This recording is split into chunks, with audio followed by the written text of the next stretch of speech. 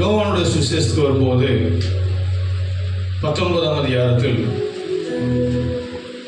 25, 26, 27 இந்த 3 வசனங்களை படிங்க.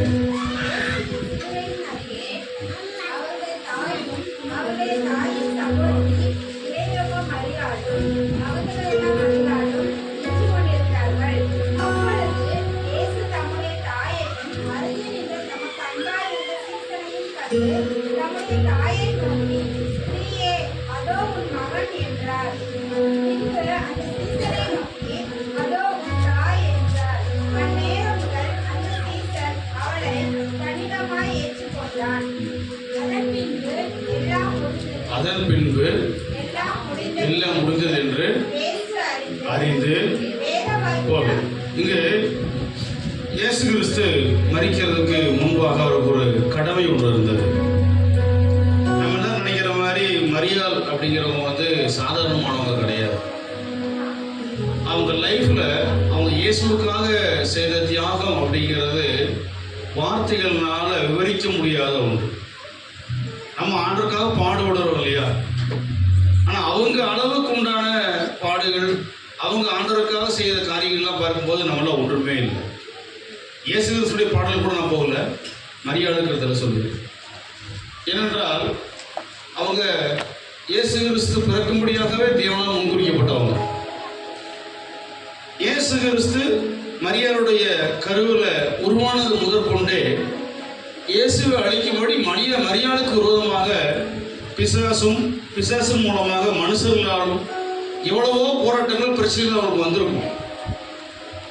ஆனா தன் வயிற்றில் உருவான அந்த பிள்ளையினுடைய மேன்மை என்ன, அந்த பிள்ளையை தன் கருவில் சுமக்கிறதுக்காக தேவன் தனக்கு கொடுத்த அந்த மேன்மையான நிலவரம் என்ன என்கிறதை அவங்க அறிந்திருந்தபடியினால் அவங்களுக்கு எல்லா நெருக்கங்களிலையும் எல்லா உபத்திரங்களிலையும் பார்த்தீங்கன்னா இயேசுவை எவ்வளவு தூரம் அவங்க பாதுகாக்க முடியுமோ அவ்வளவு தூரம் என்ன செய்யறாங்க, பாதுகாக்கக்கூடியவங்களா இருக்கிறாங்க. இயேசு பிறந்துட்டாரு. பிறந்த உடனே ஏரோது பிள்ளை அழிக்க வேண்டும் என்று நினைக்கிறான். பிள்ளை பெத்த உடனே மாட்டு வண்டியில கழுது மாட ஏறி போக முடியுமா ஒரு தாயினால? நன்றாக யோசித்து பார்க்க வேண்டும்.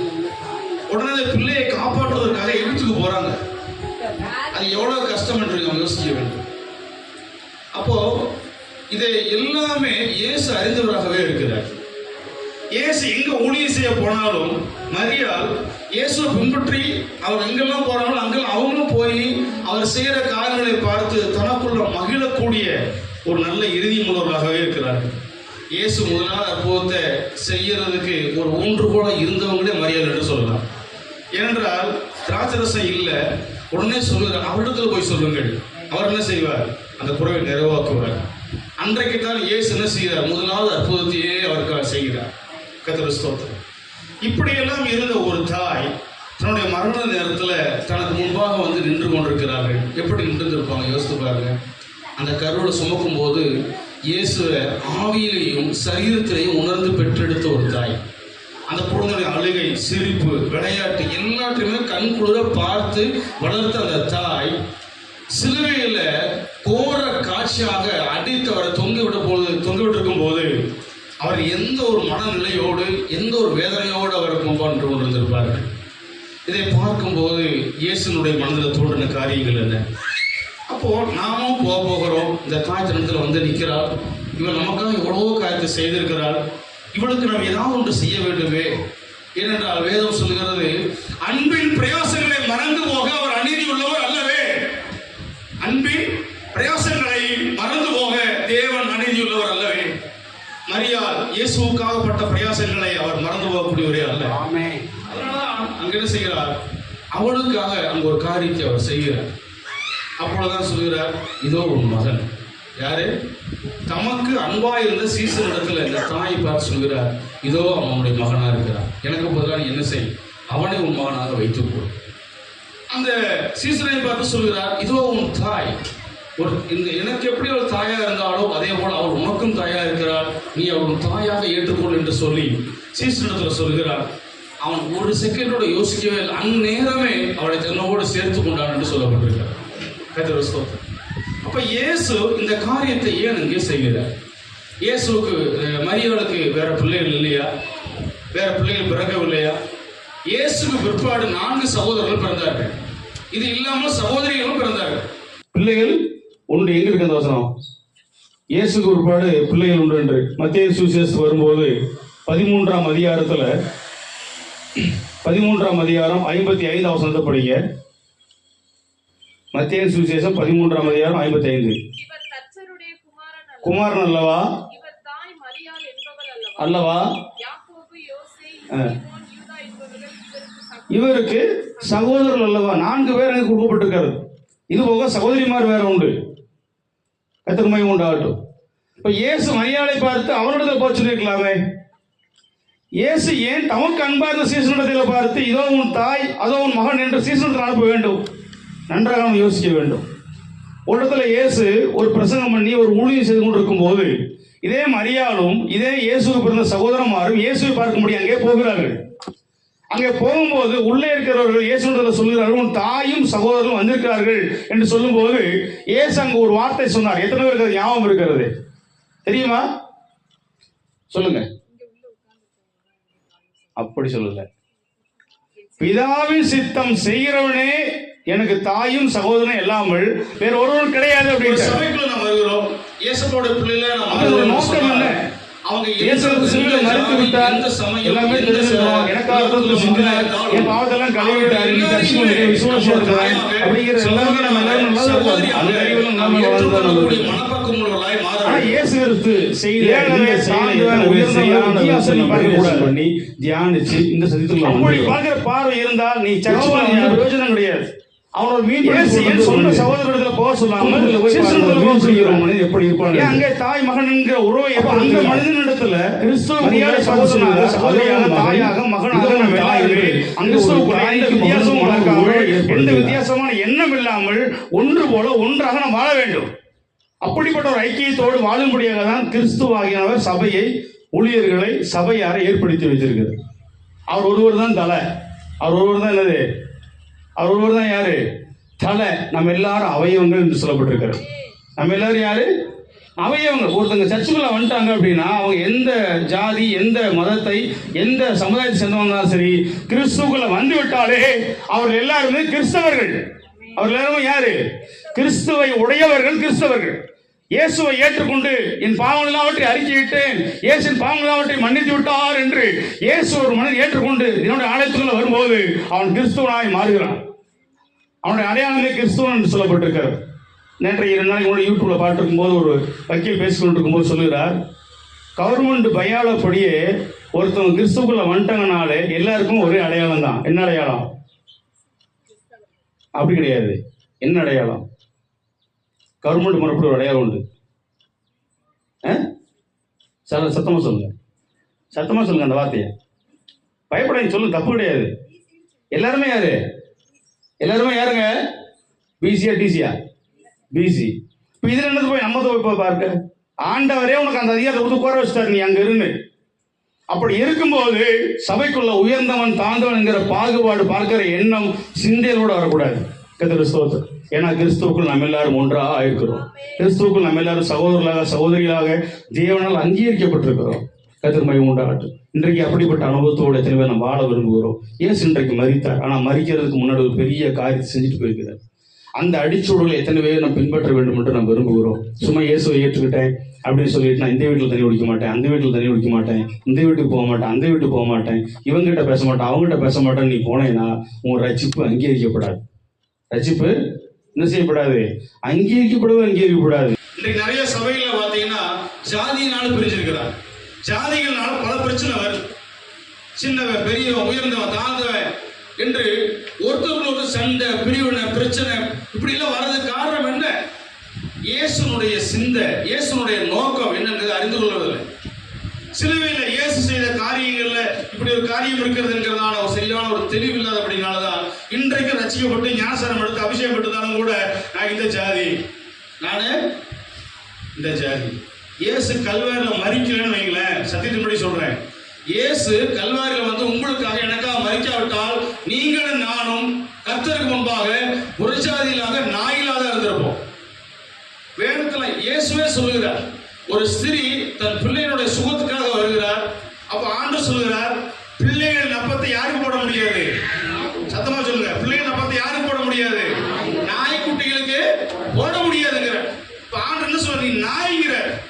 நான் சொன்னோம் இங்க இருக்குமா இப்ப சொன்னார் அவர் பேரை சொல்லி சொன்னா ஓடி போயிடுவான் உள்ள வரமாட்டான்.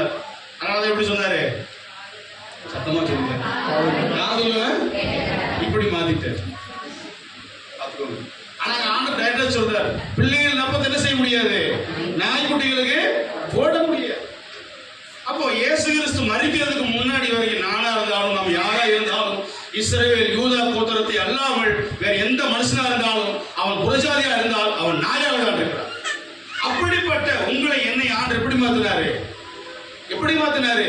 அவருக்கு சொந்த பிள்ளைகளாக, குமாரனாக, குமாரத்தினாக பரலோகத்தின் சிங்காசனத்தில் அவருக்கு சரிசமமாக உட்காரக்கூடிய ஸ்தானத்துல உங்களை என்ன ஆண்டவர் ஏற்படுத்தி வைத்திருக்கிறார். கர்த்தருக்கு ஸ்தோத்திரம். நன்றாக கவனிக்க வேண்டும். பரிசுத்த ஸ்தலத்துக்குள்ள யார் போக வேண்டும்? மகா பரிசுத்த ஆசாரியன் மட்டும்தான் உள்ளே போக வேண்டும். லேவியன் கூட போக முடியாது. லேவியன் கூட என்ன செய்ய முடியாது? உள்ளே போக முடியாது. அப்பேற்பட்ட மகா பரிசுத்த ஸ்தலத்துக்குள்ளே நாய்களை போல இருந்த உங்களையும் என்னையும் உள்ளே பிரவேசிக்க தேவன் அனுமதிப்பார் என்றால் நீங்கள் நான் எந்த இடத்திலேயும் எந்த சூழ்நிலையும் எந்த மனுஷனையும் வித்தியாசம் பார்க்கவே கூடாது. அப்படி பார்ப்பதற்கு உங்களுக்கு எனக்கு தகுதியே கிடையாது. கர்த்தருக்கு ஸ்தோத்திரம். சில இடங்கள்லாம் பார்த்தீங்கன்னா சிலர் இருக்கிறாங்க, விசுவாசிகள்லாம் சில வீடுகளில் தண்ணி வாங்கி குடிக்க மாட்டாங்க, ஒரு இடத்துக்கு போனால் ஒரு டீ வாங்கி குடிக்க மாட்டாங்க, அந்த வீட்டுக்குள்ள போக மாட்டாங்க, அவங்ககிட்ட பேச மாட்டாங்க. எப்படிங்க நம்ம கிறிஸ்துவன் வெளியே சொல்ல முடியும்? யோசித்து பாருங்க. இயேசு உன் பாவங்களுக்காக மரித்தார்னு சொல்ல முடியுமா? இந்த எண்ணத்தோடு இந்த நினைவோடு ஒரு மனிதன் வாழ்ந்து கொண்டு இயேசுவை பற்றி எப்படி அறிவிக்க முடியும்? இயேசுவை பற்றி எப்படி சொல்ல முடியும்? கர்த்தர் மகிமை உண்டாகட்டும். நன்றாக பாருங்க, 12 சீசர்கள், அதில் ஒருத்தர் போயிட்டாரு, 11 பேர். அந்த 11 பேர்ல ஒரு சீசன் நம்முடைய தமிழ்நாட்டில் வந்து மரித்திருக்கிறார் என்று சொன்னால் ஆண்டவர் நம்மளை எவ்வளவா நேசிக்கிறார். எந்த ஜாதி வித்தியாசம் பார்க்காம, எந்த பாகுபாடு பார்க்காம ஆண்டவர் உங்களை என்ன எவ்வளவு நேசிக்கிறார் என்று நாம் பார்க்க வேண்டும். இந்தியாவில் வந்தார், ஏன் கேரளாவில் மறிச்சிருக்கலாம், ராஜஸ்தானில் மறிச்சிருக்கலாம், குஜராத்தில் மறிச்சிருக்கலாம், ஏன் மெட்ராஸில் மறித்து அங்கே அடக்கமானப்பட வேண்டும்? நன்றாக யோசித்து பாருங்க. அப்போ நம்முடைய நினைவுகள் கிறிஸ்துவுக்கு ஏற்ற நினைவுகளாய் மாற வேண்டும். இன்னொரு இடத்துல சொல்கிறார், ஒரு சமாரிய ஸ்திரீ சொல்கிறார், நமக்குள்ள சம்பந்தம், அவங்களுக்குள்ள சம்பந்தம் நடக்க முடியாது. என்ன செய்ய முடியாது? சம்பந்தம் நடக்க முடியாது. அவங்ககிட்ட தண்ணி வாங்கி குடிக்கக்கூடாது. ஒரு யூதன் சமாரியன் என்ன செய்யக்கூடாது? தண்ணி வாங்கி குடிக்கக்கூடாது. அவங்க வீட்டில் பொண்ணு எடுக்கக்கூடாது. அந்த ஸ்திரீ சொல்லுகிறார். அந்த ஸ்திரீகிட்ட போய் இயேசு தாகத்துக்கு தாய் என்று கேட்கிறார். அந்த இடத்துல இயேசு கேட்கிறாரு, எனக்கு தாகத்துக்கு தாய் என்று கேட்டு வாங்கி குடிக்கிறார். இப்ப இயேசு எவ்வளவு இறங்கி வருகிறார். ஒரு சாதாரண மனிதன் தான், ஒன்றுமில்லாத மனிதன் தான், தாழ்ந்த மனிதன் தான், கீழ் ஜாதி சேர்ந்தவன் தான். யூதன் வந்து அவன் அங்கீகரிக்க மாட்டாங்க, அந்த இடத்துல உள்ளவன் தான். ஆனா அவங்ககிட்ட ஆண்டவரே இறங்கி போவார் என்றால் நீங்கள் நான் எவ்வளவு இறங்கி போக வேண்டும்? நமக்குள்ள எவ்வளவு இறங்கி போகக்கூடிய சுபாவங்கள் இன்னும் மாற வேண்டியது இருக்கிறது இல்லையா? அதனால இந்த ஈஸ்டர் நாளில், இந்த புனித வெள்ளி, இந்த மகிமையான நாளில் நம்முடைய எண்ணங்கள் எல்லாம் மாற வேண்டும். இயேசுவின் தாய் பார்த்து உன் மகன் என்று சொன்னபோது அவள் அப்படியே கீழ்ப்படிந்து அவளை மகனாக ஏற்றுக்கொண்டான். அவனை பார்த்து இதோ உன் தாய் என்று சொன்ன அந்த நேரமே அந்த தாய் அவனை ஏற்றுக்கொள்கிறார். இது போலதான் கிறிஸ்துவுக்குள்ள யார் வந்தாலும் அவர்களை மனதார ஏற்றுக்கொள்ள வேண்டும். கர்த்தர் மகிமை உண்டாகட்டும். அவங்க உள்ளவங்களோ இல்லாதவங்களோ, கஷ்டப்படுறவனோ, தருத்தனோ, ஏழ்மையானோ, பணக்காரனோ, யாரா இருந்தாலும் சரி, எந்த இனத்தை, எந்த ஜாதியை, எந்த நிலவரத்துல, எந்த ஊரை, எந்த இடத்தை சேர்ந்தாலும் சரி, கர்த்தர் ஸ்தோத்திரம், அவர்களை மனதார நாம் என்ன செய்ய வேண்டும்? இயேசு நம்ம ஏற்றுக்கொண்டது போல நாம் அவர்களை ஏற்றுக்கொள்ள வேண்டும். அப்படி ஏற்றுக்கொண்டால் உண்மையாகவே நம்முடைய வாழ்க்கை இயேசுடைய பார்வையில் மகிமையாய் மாறக்கூடியதாக இருக்கிறது. இரண்டாவது பார்த்தீங்கன்னா 11 சீசன் உண்டு. ஆனால் தனக்கு அன்பா இருந்த சீசன் தான் சொல்லுகிறார். யார்கிட்ட சொல்லுகிறாரு? தனக்கு அன்பா இருந்த சீசன் மட்டும்தான் அந்த வார்த்தையை அவர் அங்கே சொல்கிறார். அப்ப யாரை பார்த்து இந்த வார்த்தை ஆண்டவர் சொல்லுவார்? நல்லா புரிஞ்சுக்கோங்க. இந்த வார்த்தை ஆண்டவர் யாரை பார்த்து சொல்லுவார்? அவர் யார் மேல் அன்பு கூர்ந்து கொண்டிருக்கிறாரோ அவர்களை பார்த்தான் சொல்லுவார். அந்த அன்பு உங்கள் மேல் என் மேல் இருக்கிறபடியால் இன்றைக்கு ஆண்டவர் உங்களை பார்த்தும் என்னை பார்த்தும் சொல்கிறார், இதோ உன் தாய் என்று. எத்தனை பேர் யாரா இருந்தாலும் நான் இயேசுவை போல ஏற்றுக்கொள்ள என்று தீர்மானம் பண்ணுகிறோம்? இன்றைக்கே தீர்மானம் பண்ணுங்கள். நம்முடைய சபை பெருக போகிறது. நம்முடைய சபை மந்தை பெருகிறது போல பெருக போகிறது. அநேக ஜாதிகள் உள்ளே வருவார்கள். அநேக மக்கள் உள்ளே ஆண்டு கொண்டு வருவார். கொண்டு வரும்போது எல்லாரையும் தன் வீட்டாரை போல, தன் குடும்பத்தாரை போல, தன்னை போல நேசித்து அவர் நாம் ஏற்றுக்கொள்ளக்கூடிய நல்ல இறுதியுள்ளவராக மாற வேண்டும். நாம் சரியான விதத்தில் மாறினால் ஆண்டவர் செய்ய வேண்டியதை சரியானதில் செய்வார். கர்த்தர் ஸ்தோத்திரம். ஒரு மந்தை என்றால் பல ஆடுகள் உண்டு, பல வர்ணமுள்ள ஆடுகள் உண்டு. வெள்ளாடு உண்டு, கருப்பாடு உண்டு, செம்மறியா உண்டு, எல்லா ஆடு உண்டு. எல்லா ஆட்டையும் சேர்த்து மேய்த்து கொண்டு போகக்கூடிய மேய்ப்பனும் அங்கே உண்டு. கர்த்தர் ஸ்தோத்திரம். ஆடுகள் ஒன்றாய் இருந்தால் அந்த மகிமை அந்த மந்தை பெருகக்கூடியதாய் மாறும். அதுபோலதான் நம்ம எல்லாரும் கிறிஸ்துவுக்குள்ள எந்த வித்தியாசமும் பார்க்காமல் ஒன்றாய் இருந்தால் நம்முடைய மந்தை பெருகும். நம்முடைய மந்தை பெருகக்கூடியதாய். நீங்க இதே வசனத்துல வாசிக்கும் போது அவருடைய தாயினுடைய சகோதரியும் அங்கே இருந்தார் என்று சொல்லப்பட்டிருக்கிறது. அவருடைய தாயினுடைய சகோதரி, ஒருவேளை ஒரு சித்தியோ பெரியமாவோ யாரும் தெரியல, ஏன் அவங்களோட சேர்ந்து சொல்லியிருக்கலாமே? ஏன் அவங்களோட ஆண்டு போக சொல்லவே இல்லை? ஏன் சீசனிடத்தில் போய் நீ தாயா இரு அவனுக்கு என்று ஏன் ஆண்டவர் சொல்கிறார்? அப்போஸ்தலர் நடவடிக்கைகள் நீங்க வந்தீங்கன்னா 12ஆம் அதிகாரம் 12ஆம் வசனத்தை நீங்க வாசித்தீங்கன்னா, பேதுரு ஊழியத்தை செய்து முடித்து விட்டு ஒரு வீட்டுக்கு போகிறார். அந்த வீட்டுல யார் இருந்தாங்க தெரியுமா? இயேசுவின் தாயாகிய மரியாள் இல்லை, யோவானின் தாயாகிய மரியாள் என்று சொல்லப்பட்டிருக்கிறது. படிங்க.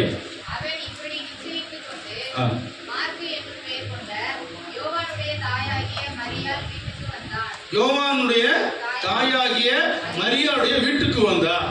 அப்ப அவங்க எப்படி மாறிட்டாங்க? இப்போ இயேசுக்கு தாயா இல்ல, யோவானை தன் முழுதயத்தோடு சொந்த மகனாக ஏற்றுக்கொண்டு அவர்களுக்கு முழு அன்பு செலுத்தக்கூடிய நல்ல தாயாக அவர் தன்னை மாற்றிக்கொண்டார். கர்த்தர் மகிமை கொண்டார். அப்போ இந்த சத்தியம், இந்த வசனம், நம்ம இந்த காரியங்கள் நம்ம எதற்கு நேராக நடத்தக்கூடியதாக இருக்கிறது? ஜாதி வித்தியாசம் பார்த்துக்கொண்டு, ஆள் வித்தியாசம் பார்த்துக்கொண்டு நாம் இருந்தால் யார்கிட்டையும் மனசுடைய இயேசு பத்தி நாம் போய் சொல்லவே கர்த்தர் ஸ்தோத்திரம். ஆனா இன்னைக்கு நம்முடைய மனநிலைமை எப்படி இருக்கிறது இல்லையா? ஒரு எஜமான் தனக்கு கீழே உள்ளவனுக்கு மன்னிச்சானா, அவனுக்கு கீழே உள்ளவனுக்கு செய்யல, மன்னிக்கவில்லையா? அது போலதான் இயேசு நம்மளோட ஜாதி கீதி எதுவும் பார்க்காம அவரோட சொந்த அர்த்தத்தினால நம்ம ஏற்றுக்கொண்டார். ஆனா நம்ம அனைவரும் என்ன செய்யறோம்? ஜாதி, ஏற்றத்தாழ்வு, தாழ்ந்தவன் இல்லையா, இப்படி பல சூழ்நிலை பார்த்து ஒரு குரூப்பிசமா அப்படி டேர்ன் பண்றோம். அந்த குரூப் சேர்க்கறதுக்கு ஆண்டு வரவே இல்லை. ஆண்டு எந்த குரூப் சேர்க்க வந்தா தெரியுமா? பரிசுத்த ஜாதி என்கிற ஒரே ஜாதி மட்டும்தான் சேர்க்க வந்தார். அதற்காக தான் அவர் கல்வாரியில தம்முடைய பரிசுத்த ரத்தத்தை முழுவதுமாய் சிந்தினார். கர்த்தர் மகிமை கொண்டார் இல்லையா? இயேசுவை ஏற்றுக்கொண்ட எல்லாருமே கிறிஸ்தவங்க தான். யாருமே தேவர், நாடாளு, சக்கிலியும், பறையும், கவண்டை எவனுமே கிடையாது. இயேசுவை ஏற்றுக்கொண்ட எல்லாருமே கிறிஸ்தவர்கள் தான். கிறிஸ்தவருடைய எல்லாருமே கிறிஸ்தவர்கள் தான். அவருக்கு எந்த வேற்றுமையான ஒன்றுமே இல்லை. வேதம் சொல்லுகிறது அவரிடத்துல வேற்றுமையான நிழல் கூட கிடையாதாம். இயேசுவிடத்துல வேற்றுமையான நிழல் கூட கிடையாதாம். நிழல்ல கூட வித்தியாசம் பார்க்காதவர்தான் கர்த்தர். யாக்கோபினுடைய அப்போஸ்தலனாகிய யாக்கோபு தன் நிருபத்தில் எழுதும்போது சொல்கிறார், 1ஆம் அதிகாரம் 17ஆம் வசனத்தை படிங்க. யாக்கோபு 1ஆம் அதிகாரம் 17ஆம் வசனம். நன்மையான எந்த ஈவும் பூர்ணமான எந்த வரமும் கருத்திலிருந்து உண்டாகி சோதனையிலிருந்து இறங்கி வருகிறது. அவரிடத்தில் யாரும் மாறுதலும் வேற்றுமையான நிழலும் இல்லை. நிழல்ல கூட வேற்றுமையான இல்லை, யாரையுமே பார்ப்பவர் அல்ல. அதனால இயேசு சிலுவையில் எப்படி மறிக்கல, இப்படி மறித்தார். எப்படி மறித்தாரு? வருத்தப்பட்டு பார சுமக்கிறவர்களே, நீங்கள் எல்லோருமே வாருங்கள். நீ என்ன ஆளா இருக்கலாம், நீ எந்த நேரத்தில் இருக்கலாம், நீ எந்த ஜாதியா இருக்கலாம், எந்த ஊர்ல, எந்த இடத்துல, எந்த சூழ்நிலை இருக்கலாம், நீ எல்லாரும் நேரத்தில் வாருங்கள், நான் உங்களுக்கு இளைப்பாறுதல் தருவேன். அவர் கருணா சமுத்திரமா இருக்கிறார். நம்மள மாதிரி சாதாரண குட்டை நதி இந்த மாதிரிலாம் கிடையாது. அவர் பெரிய சமுத்திரமா இருக்கு. அப்ப அப்படிப்பட்ட சமுத்திரத்துக்குள்ள வந்து நம்ம எல்லாருமே சமுத்திரமாய் மாற வேண்டும். ஒரு தண்ணீர் சமுத்திரத்துல விழுந்துருச்சுன்னா அதை தண்ணீர் சொல்ல மாட்டாங்க. என்ன சொல்லுவாங்க? என்ன சொல்லுவாங்க? சமுத்திரம் தான் சொல்லுவாங்க. ஆறு எவ்வளவோ ஆற்று தண்ணீர் எல்லாம் போய் கடல்ல சேருது. அதனால கடலுக்கு தண்ணீர் எல்லாம் ஆறு என்று சொல்வதில்லை, அது கடல் என்று தான் சொல்கிறோம். அதே போலதான் இயேசு மடத்துல வருகிற எல்லாருமே கிறிஸ்தவர்கள் தான். அவர் யாருமே வேற்றுமையானவர்கள் அல்ல. யாரையுமே அவர் வேற்றுமையானவர்களை பார்ப்பவரும் அல்ல. அவர் அவரை போலவே பார்க்கிறார். அவர் அவரை போலவே எல்லாரையும் மாற்ற வேண்டும் என்று நினைக்கிறார். பரலோகத்தில் எல்லாரையும் ஒன்று போலவே நிறுத்த வேண்டும் என்று விரும்புகிறார். அதனால் இயேசு சொல்கிறார், ஒரு இடத்துல ஒருத்திக்கு 7 பேர் புருஷன் இருந்தார்கள். பரலோகத்தில் அவன் யாருக்கு மனைவியா இருப்பார் என்று கேட்ட போது இயேசு சொல்கிறார், எல்லாரும் பரலோகத்தில் தேவ தூதரை போல் இருப்பார்கள். சோத்திரம் இல்லையா? ஒரு தாழ்ந்த ஜாதியான மனசு உள்ளவந்தாலும் சரி, உயர்ந்த ஜாதியான மனசு உள்ளவந்தாலும் சரி, பரலோகத்துக்கு போகும்போது எல்லாரும் ஒன்று போலவே தேவ தூதரை போலவே இருப்பார்கள். அப்படிப்பட்ட ஒரு வாழ்க்கை வாழும்படியாக தான் அன்றைக்கு இயேசு என்ன செய்தார்? நம்முடைய தாயை சீசனோடு போய் சேர்ந்து கொண்டார். ஏன் மற்ற பிள்ளைகளோடு ஏன் சேர சொல்லவில்லை? ஏன் அவங்களோடு பிறந்த சகோதரி அங்கே இருந்தார்கள், அவர்களோடு ஏன் போக சொல்லவில்லை? எல்லாரும் கிறிஸ்துவர்களாய் வாழ வேண்டும், கிறிஸ்துவுக்காக வாழ வேண்டும், கிறிஸ்துவை போல வாழ வேண்டும், கிறிஸ்துவுக்கு சாட்சியாய் வாழ வேண்டும். அப்படி வாழுகிற ஒரு மனிதன் தான் போய் சுவிசேஷத்தை சொல்ல தகுதியுள்ளவனாய் மாற முடியும். அன்புள்ளவர்களாக இருந்து எல்லாரையும் ஏற்றுக்கொள்ள வேண்டும், எல்லாரையும் நேசிக்க வேண்டும். கர்த்தர் சோதரம், இயேசு இப்படி நம்மளை நேசிக்கிறாரோ, நாம் இப்படி இயேசுவை நேசிக்கிறோமோ, அதுபோல நாம் மற்றவர்களையும் என்ன செய்ய வேண்டும்? நாம் நேசிக்கக்கூடியவர்களாய் நாம் மாற வேண்டும். அந்த அன்பு உள்ள, அந்த அன்பு நிறைந்த, எந்த வித்தியாசம் பார்க்க தெரியாத அன்பு நிறைந்தவர்களை பார்த்து இங்கே இயேசு சொல்கிறார், உனக்கு அநேக தாய்களை கொடுக்க போகிறேன், உனக்கு அநேக சகோதரி கொடுக்க போகிறேன், உனக்கு அநேக சகோதரி கொடுக்க போகிறேன், உன் மந்தை பெருக போகிறேன் என்று சொல்கிறார். கர்த்தர் ஸ்தோத்திரம். இன்றைக்கு இந்த இறுதியத்தோடு நாம் தேவ சமூகத்திலிருந்து விசுவாசத்தோடு இருந்து போனால் கர்த்தர் நம்முடைய மந்தை என்ன செய்வார்? தேவன் பெருக பண்ணுவார். கர்த்தர் ஸ்தோத்திரம். அதனால நாம் சாதாரணமாக இந்த வார்த்தைகளை கடந்து போய்விடக்கூடாது. ஏதோ ஒரு இயேசு தன்னுடைய தாயை பார்த்து ஒன்று சொல்லிவிட்டார், சிசரை பார்த்து ஒன்று சொல்லிவிட்டார் என்ற இந்த வார்த்தை நாம் சாதாரணமாக கடந்து போய்விட முடியாது. கர்த்தர் ஸ்தோத்திரம். அன்றைக்கு அவர்கள் அப்படி போனபடினால்தான் இன்றைக்கு உலகம் முழுவதும் கிறிஸ்தவர்கள் பெருகி இருக்கிறார்கள். கர்த்தர் ஸ்தோத்திரம். அன்றைக்கு அவர்கள் இயேசுவின் வார்த்தைக்கு ஒப்பு கொடுத்தபடினால்தான் இன்றைக்கு உலகம் முழுவதும் சீசர்கள் பெருகி இருக்கிறார்கள், இயேசுனுடைய பிள்ளைகள் பெருகி இருக்கிறார்கள். கர்த்தர் ஸ்தோத்திரம். அதே போல இன்றைக்கு நாம் தேவ சமூகத்தில் தீர்மானம் பண்ணி கர்த்தருடைய வார்த்தை கீழ்ப்படிந்தால் நம்முடைய சபையும் தேவன் பெருக பண்ணுவார். இன்றைக்கு நாம் என்ன செய்ய வேண்டும்? ஒரு தீர்மானத்தோடு போக வேண்டும். ஆண்டவரே, என் பாவங்களுக்கு கழுவி இருக்கிறேன், அதே ரத்தத்தினால்தான் எல்லாருடைய பாவங்களையும் கழுவி இருக்கிறேன், எல்லாருடைய பாவங்களையும் கழுவி இருக்கிறேன், எல்லாருடைய ஆத்மாவிலையும் உங்களுடைய பாவத்தினால்தான் ரட்சிப்பு உண்டாயிருக்கிறது. அப்படி இருக்கும்போது நான் எந்த வித்தியாசத்தையும் பார்க்க மாட்டேன், எந்த வேறுபாடு பார்க்க மாட்டேன், எந்த விதமான காரியத்தை நான் பார்க்க மாட்டேன். கிறிஸ்துவுக்குள்ள எல்லாரும் ஒன்றாய் பார்ப்பேன். அந்த தீர்மானத்தோடு நீங்கள் போனால் இன்றைக்கு நீங்கள் இயேசு தாயாய் போகலாம், இயேசுவின் சீசனாய் நீங்கள் போகலாம். கர்த்தர் உங்களை அப்படி மாற்ற வல்லவராகவே இருக்கிறார். கர்த்தர் ஸ்தோத்திரம். ஒரு சம்பவம் ஒரு சின்ன சொல்லி நான் முடிச்சிடுறேன், ரொம்ப நான் பேச விரும்பல. இயேசு கிறிஸ்து இந்த பூமியில வந்து பிறந்த மரிக்கிறதுக்கு முன்னாடிக்கு வரைக்கும் தேவ ஆலயத்துல 3 இடம் இருந்தது. மகா பரிசுத்த ஸ்தலம், பரிசுத்த ஸ்தலம், பிரகாரம், இல்லையா?